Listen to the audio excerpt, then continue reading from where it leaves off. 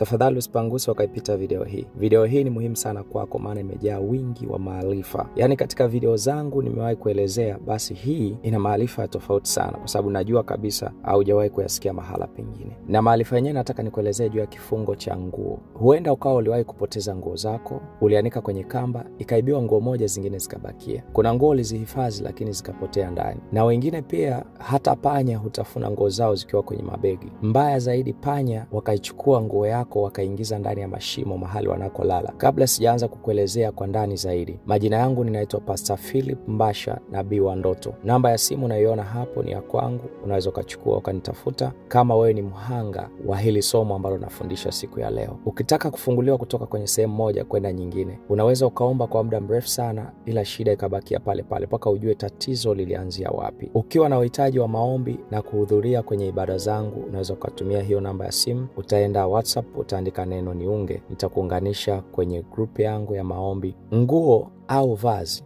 ndio kitu pekee kina uwezo wa kuelezea maisha yako ya mwilini. Nguo inatoa maelezo juu ya maisha sahihi unatakiwa uishi mwilini. Tunaweza kumfahamu huyu ni askari kwa sababu ya mavazi alionayo. Tunaweza kumfahamu huyu ni kahaba kwa sababu vile alivyo. Tunaweza kumfahamu pia huyu ni mwanafunzi kwa sababu ya mavazi aliyovaa. Kwa mavazi ya wanafunzi yanatupa uhakika kujua huyu ni anasoma, hata kama darasani ni wa mwisho, ila mavazi yanatuambia huyu ni mwanafunzi anasoma. Unielewe vizuri, hizi nguo zikichukuliwa na mtu ambaye ni mchawi, mtu ambaye ni mshirikina, zina uwezo kabisa wa kusababisha maisha yako yaingie kwenye matatizo. Kwa mfano, mtu anaweza akachukua nguo yako ya ndani akaenda akailogezea. Nguo yako ya ndani ikipotea, kama amechukua mtu mbaya, inaweza kuleta matokeo kwenye uzazi wako. Kuna watu wanasumbuliwa hawapati watoto. Kuna watu wanazaa watoto ila wanakuwa na tabia tofauti kabisa na wao walivyo. Kwa kifupi, watoto walioshindikana. Hii nguo ya ndani mtu anaweza kuilogezea ikasababisha shida ya overbreeding. Yaani unakuta unatokwa damu mfululizo kwa muda mrefu sana. Inaweza kuletekeza magonjwa ya vimbe kwenye mfuko wa uzazi. Ni nguo ya ndani. Mtu mbaya akichukua soksi zako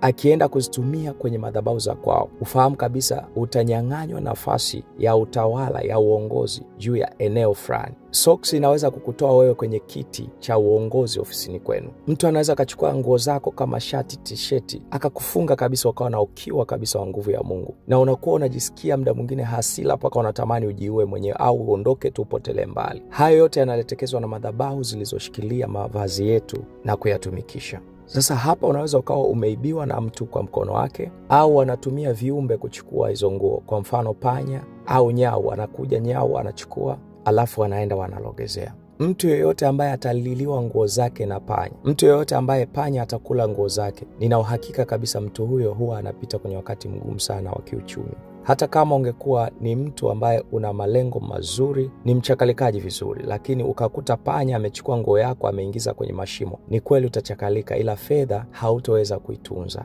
Utafungua, utaweka kwenye Tigo Pesa, lakini uko utatoa paka utaingia kwenye mkopo. Utajisemea mwenyewe, ngoja nifungue kadi ya benki, nitakuwa natunza pesa zangu hapo. Ila utaweka mara 2 mara 5, mwisho wa siku hata kadi unaisahau password yake, na hiyo kadi kabisa hautoitumia. Kwa sababu panya anapoweka nguo zake ndani ya shimo, inamaanisha amejitunzia kama hazina, ila hazina ile huendelea kuitoboa toboa. Kwa hiyo na wewe unakuwa na ile roho unaweka, lakini mambo na wewe unakuwa na hiyo roho. Yaani unaenda unatunza fedha ila matumizi yanakuwa ni mengi kuliko akiba ambayo unastahili kuiweka. Nataka nikufundishe kitu cha ajabu sana. Na kama uko tayari, ungana na mimi kwenye kitabu cha Mwanzo 37 mstari wa 31. Neno la Mungu linasema, wakaitoa kanzu ya Yusufu, wakachinja mwanambuzi na kuichovya kanzu katika damu. Wakaenda nayo ile kanzu ndefu wakamletea baba yao. Wakasema, tumeona hii, basi utuambie kama kanzu hii ni ya mwanao ama sio. Akaitambua, akasema, ndiyo kanzu ya mwanangu. Mnyama mkali amemla, bila shaka Yusufu amelaluriwa. Yakobo akalalua mavazi yake, akajivika magunia viunoni mwake na kumlilia mwanaye kwa siku nyingi. Hapa cha kujifunza ni kwamba hawa ndugu zake na Yusufu walileta kanzu mbele ya baba yao ikiwa imeloana damu. Baba alipoiona hakutaka kuuliza kwamba hiyo damu ni ya nini, ila alipoitazama kanzu ilikuwa ina uwezo wa kuongea. Kanzu ikampatia taarifa yule baba kwamba mwanao tayari ameshakufa, mwanao ameshaangamia na ameuliwa na mnyama mkali sana. Watoto wa Yakobo hapa hawakumueleza kwamba Yusufu kakutwa na nini, ila kanzu ilikuwa ina uwezo wa kuongea kwamba Yusufu amelaluliwa na mnyama mkali. Biblia inasema naye akalia kwa muda mrefu sana. Kwenye maisha yako kuna matatizo yamekuwa ya muda mrefu. Hilo tatizo ulilonalo halijaingia jana, halijaingia juzi. Ni muda mrefu sana. Ila shida ilianzia wapi? Maana Yakobo analia kwa muda mrefu. Shida ni kwamba vazi limekuja na damu. Tena damu yenyewe ni ya mbuzi. Kumbe nguo yako akiichukua mtu aliye mbaya, akaisemea maneno kupitia aina fulani ya mnyama, itaanza kuleta matokeo na kuelezea maisha yako kuwa ni aina fulani. Hapana, kuna mtu hajanielewa hapa. Mchawi mmoja anaichukua nguo yako, alafu anaenda mbele ya kinyonga, anamwonyesha kinyonga nguo ya kwako. Yule kinyonga anaichukua ile rangi ya nguo yako, inahamia kwenye mwili wake. Alafu yule mchawi mmoja anaanza kumtamkia kinyonga, anasema kama vile kinyonga alivyobadilika na kuchukua hii nguo, ndivyo mambo ya mtu huyu yakawe mazito na mwendo wake uwe wa kinyonga. Sasa unashangaa kwamba baada ya hapo mambo yanakuwa ni mazito sana. Una mipango mingi haitimii.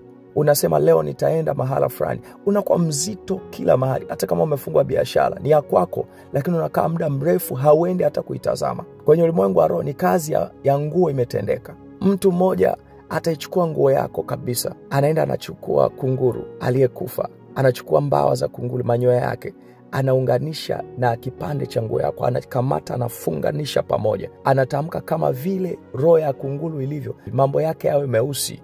Na ni kweli baada ya kutoka pale mambo yanabadilika, yanakuwa meusi. Yanakuwa meusi vipi? Kwa sababu hata maandiko yanasema wakati wa Nuhu alifungua dirisha la safina, akamtuma kunguru atoke. Kunguru alipoenda kuangalia mahali palipokauka, kunguru akawa anadandia mizoga tu. Hakurudi wala hakurudisha taarifa wala jibu lililojema. Sasa hapo lazima uelewe kwamba wakisha kukulogezea hivyo, utakuwa hauna makao maalum. Leo hii wewe ukisikia hapa, ukisikia biashara hii, unahamia hii. Ukisikia hapa, yani unakuwa hauna msimamo juu ya kitu chochote unafanya. Ni roho ya kunguru imepitishwa kwako kwa mavazi ulionayo. Kuna mtu mwingine unakuta umelogezewa roho ya paka. Yani hauwezi kabisa kuishi maisha yako ujitegemee mwenyewe, bila shangazi, bila mjomba, bila kaka, bila mama mkubwa. Hauwezi. Watakutukana, watakusimanga na unasikia, ila bado unavumilia. Pale pale unarudi. Ndio tabia ya nyau. Nyau hata umfukuze, umchukue kamtupe mbali, maadamu amesikia harufu ya chakula pale, lazima atarudi pale pale. Sasa inakuwa ni roho watu wanalogezea. Nguo zingine za ndani zilichukuliwa, nisikie vizuri, nisikilize vizuri. Nguo zingine za ndani zilichukuliwa na watu wabaya. Walipozichukua zile nguo, wakachukua na kuku ambaye hajaanza kutaga, wakachukua wakafungamanisha damu yake pamoja na nguo yako ya ndani. Wakasema kama vile kuku awezavyo kutaga mayai, lakini asipoyatamia yale mayai hayatoi watoto. Maisha ya mtu huyu nafunga uzao wake. Kwa unakuta ni kweli, ukaenda hospitali wanakuambia mayai yapo vizuri, unastahili kuzaa, wanakuambia.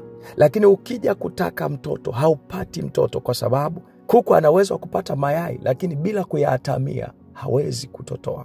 Sababu ile kanzu ya Yusufu ilipoloanishwa damu ya mbuzi, baba mtu alifahamu mtoto ameuawa. Nguo yako wewe unajua ilipopotea ilienda wapi. Kuna nguo nyingine ziliwekwa kwenye majarara. Leo hii unaweza ukawa kila jambo unafanya halipati kibali.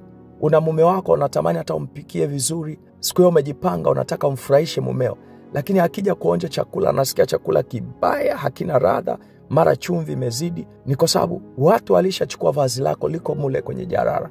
Maarifa haya nilipewa na Mungu mimi binafsi, na Mungu akanielekeza jinsi ya kuombea watu kuwatoa. Ukiweza kunitafuta, alafu nikakusikiliza, ni kipi kinakusumbua, ni vazi gani ulipoteza, na mimi nitamuuliza Mungu ni nani alihusika kuchukua na liko kwenye madhabahu ya aina gani. Nikiweza kuomba, I say nina uhakika Mungu lazima atafanya jambo la ajabu sana. Mungu lazima atafungua maisha yako kabisa. Ujue watu wanachoshindwa kutofautisha ni kwamba unamkuta mtu ameokoka, lakini ukimuuliza anasema mimi nimeshaomba sana, nimeshaombewa sana, nimetoa na sadaka sana. Ni kweli, lakini karama pia tunatofautiana.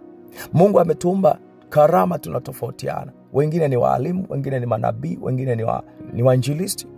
Ila mimi Mungu amenipa karama ya upande wa ndoto na kufumbua siri zilizofichwa kwenye ulimwengu wa giza. Mungu amenipaka mafuta hapo. Kama unasikia msukumo kabisa, chukua hiyo namba ya simu, wasiliana na mimi, alafu najua Mungu aliyenituma kwenye hii eneo atakusaidia kukufungua. Nashukuru sana. Usiache kushare, usiache kulike, kucomment na kusubscribe. Usiache pia kufuatilia mfululizo wa masomo mbalimbali ninayoendelea kufundisha. Mungu akubariki sana. Amen.